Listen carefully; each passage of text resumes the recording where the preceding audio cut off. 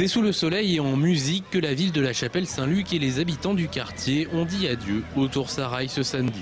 Les 4 tours construites dans les années 60 au croisement du boulevard Sarail et de la rue Bernard-Palissy ne seront bientôt plus qu'un souvenir. C'était donc l'occasion pour ceux qui y avaient vécu de se retrouver avec une pointe d'émotion.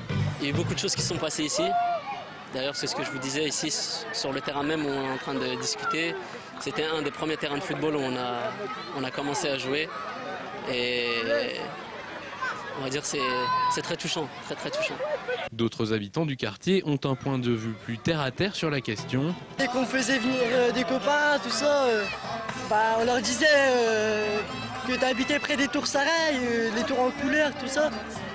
Mais maintenant, ça va être un petit peu difficile parce qu'ils vont faire démonter 4 tours. Donc ça va être un petit peu difficile à se repérer maintenant.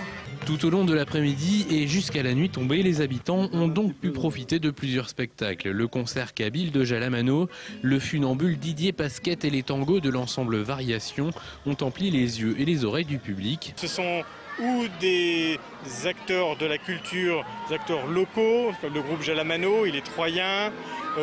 Monsieur Pasquette, le funambule, il est au bois. Nous avons l'orchestre Variation, sont des enfants des écoles de l'agglomération. Voilà.